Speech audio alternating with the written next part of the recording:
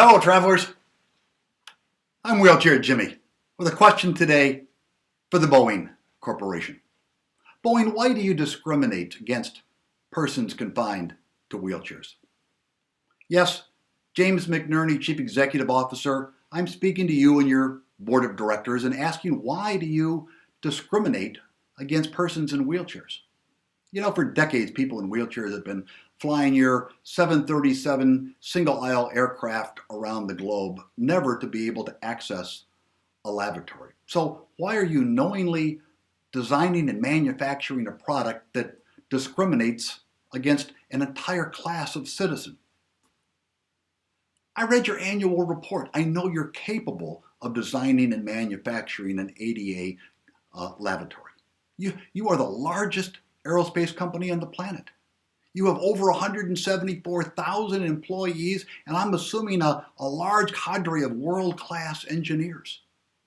Your report said that last year you spent $3.9 billion on research and development, so I know you're capable of producing an ADA-compliant lavatory. I understand that your airline clients do not have to comply with the ADA. No, they were grandfathered decades ago. They're exempt. The only thing they have to work with is the Air Carrier Access Act that was passed over 25 years ago. And in that congressional act, there was no mandate that said they had to provide an ADA lavatory on single-aisle aircraft. So I guess that means that Boeing and the airline clients around the world can collude to discriminate against an entire class of people. I went up to your Everett facility with the hope and expectation that you had a product on the drawing board for the future. You don't. When I went there, you had very nice handicapped parking spaces. You had a very nice accessible restroom, large, spacious.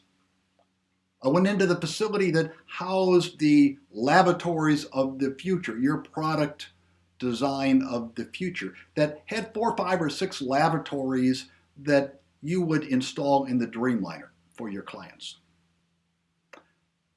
I will give you that there was one, it was a dual aisle lavatory with double doors that showed some promise. All the others were not really accessible. They were certainly not ADA compliant. And if you can't have a product on the drawing board for your Dreamliner, it certainly doesn't bode well for retrofitting that class of 737 single-aisle aircraft. That's your bread and butter. You have, what, 10, 15,000 of those jetliners in the air. None have ADA accessible lavatories. You know, you have a vision and you have your Dreamliner, but for people confined to wheelchairs, it's really more of a nightmare. But I too have a dream that one day all persons confined to a wheelchair will have the same right as all Americans, the same inalienable right, the right to go to the bathroom on a jetliner. That Boeing will no longer discriminate against people confined to a wheelchair, that it will no longer segregate them, that they will no longer humiliate this class of people.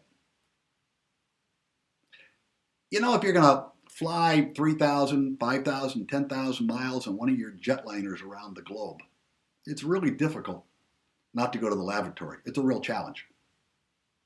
So I would ask that you do some soul searching. You try to think out of the box, work within Boeing, work with your airline clientele around the world, work with that large cadre of world-class engineers to find a way to enrich people's lives, to be compassionate, to show decency before Congress amends the Air Carrier Access Act and mandates that you do so. So in the interim, I will do whatever it takes to find a way to amend the Air Carrier Access Act to mandate ADA lavatories in single-aisle aircraft. If that means we have to march on Congress, so be it. If that means we have to demonstrate at your Chicago headquarters or your Everett facilities, so be it. If that means that we have to demonstrate at airline terminals around the globe, whatever it takes. Mr. McNerney, please find a way to do what's right, what's compassionate for an entire class of citizens. In the interim, travelers, roll on.